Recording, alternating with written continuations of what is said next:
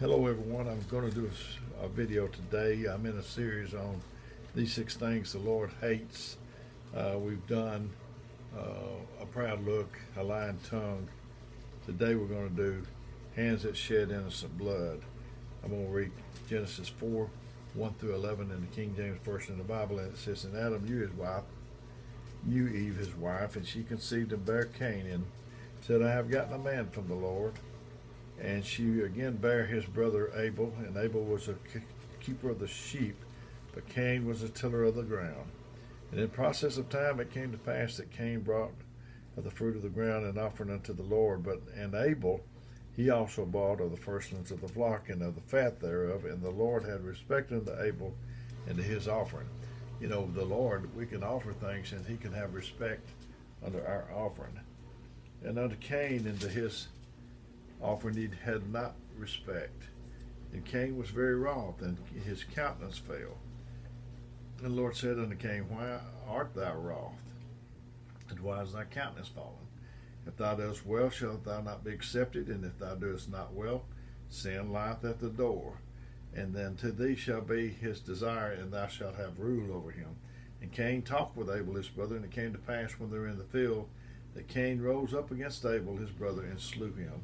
And the Lord said unto Cain, Where is Abel thy brother? And he said, I know not, am I my brother's keeper? And he said, What hast thou done? The voice of thy brother's blood crieth from the ground.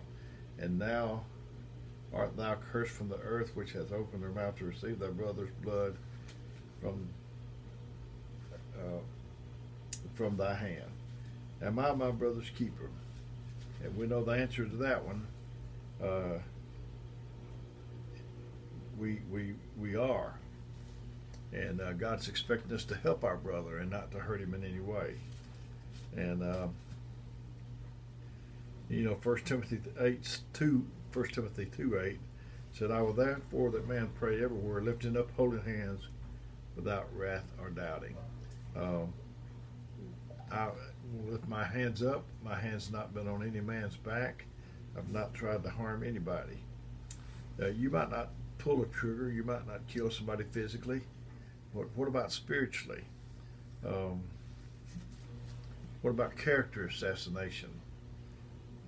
Gossip. We ought to be careful of those things. We're treading on the line, I believe, when we participate in anything that's not talking good about somebody or for somebody's good. I don't want to be a participant in the murder of someone's character. You know, those kind of people ought to be on a wanted poster at the post office or somewhere. So, slander, you may not kill somebody, but you can damage them. Slander means the action or crime of making a false spoken statement damaging as to the person's reputation, like he's suing the TV network for slander. Make false and damaging statements about someone they were accused of slandering the head of state, example.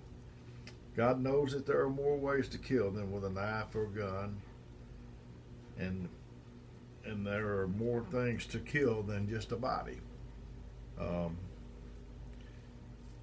You can kill a body. Some of us think that we're off the hook of this command because we've never killed another body.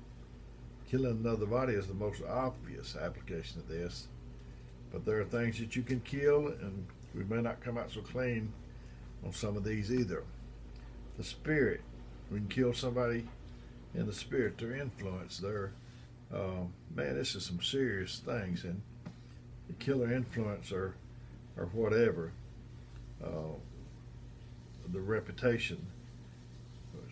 We can be participating in slander, rumors.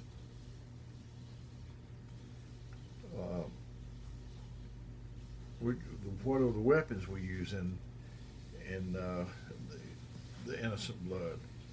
We use the tongue. There's a whole chapter. There's a chapter that devotes itself, mainly the whole chapter, to the tongue, James 3, and we can read that sometimes.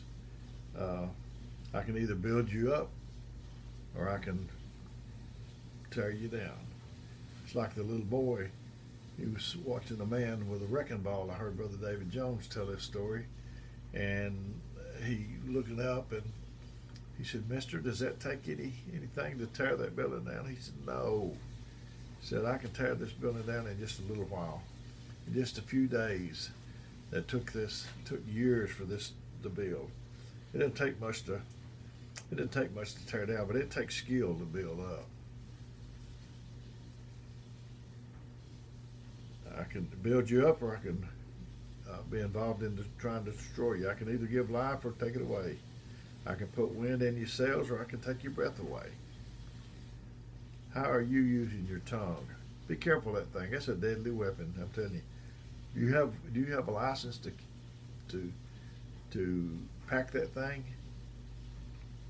If I buy you highly, I will let you know through my mouth. Gossip destroys friendships, disrupts churches, causes strife wherever they go. The skills of gospel is normally very faithful to attend church. The gospel is. He's there about every time. They do not want to miss an opportunity, and unfortunately, that this is often the case. The gossiper knows how to spread his or her venom in subtle ways, and it takes two to gossip. Nobody can gossip unless someone lends their ear into them. Avoid giving them a platform. Gossip has destroyed many lives. Those that live to gossip are often the biggest murderers in the country, and that they continually commit character assassination. An old man was found to be spreading rumors that his neighbor was a thief. As a result, the young man was arrested. Days later, the young man was proven innocent. After he was released, he sued the old man for wrongfully accusing him. In the court, the old man told the judge they were just comments. They were not meant to harm anyone.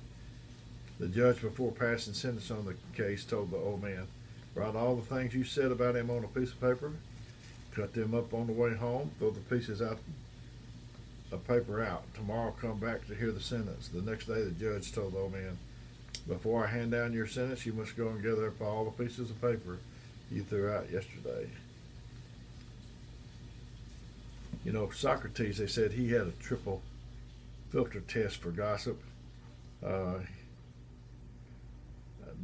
This man told Socrates and said, "I want to tell you what I just heard about your friend Agathon."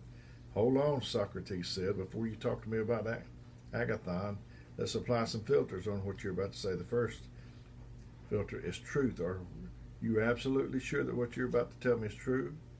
"Actually, I'm not sure," the man said. "This is something I heard from so-and-so." "All right," Socrates continued, "so you do not know what you're about to tell me is true. Let's move on to the second filter. This that you're about to tell me about Agathon, is it something good?" "No, on the contrary." "Wait," Socrates continued. "So you want to tell me something bad about my friend, but you're not certain if it's true.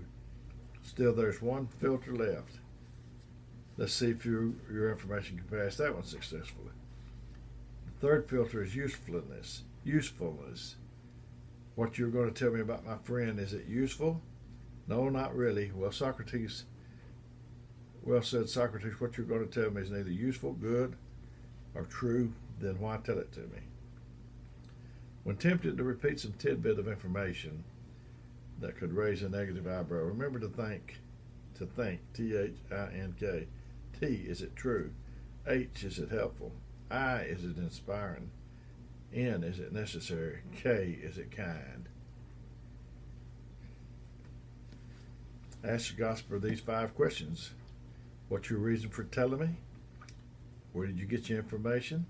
Have you gone directly to those involved? Have you personally checked out all the facts? And 5, can I quote you if I check this out? Gossip is a 3-edged sword, damaging the one who speaks it, the one who hears it, and the subject of it in equal measures. So the people that shed innocent blood, I don't want to be a part of that. I don't want to hurt anybody if I can't help somebody. I sure don't want to If I can't help them, I sure don't want to hurt them. We need to be careful what we say. If what you say is true, is there any profit to it? Hands that shed innocent blood. I don't want to put my hand on anybody's back. So let's consider these things today. I've enjoyed getting it to you. If you need me, let me know. If you've got any feedback or comments, I appreciate that too. Until next time.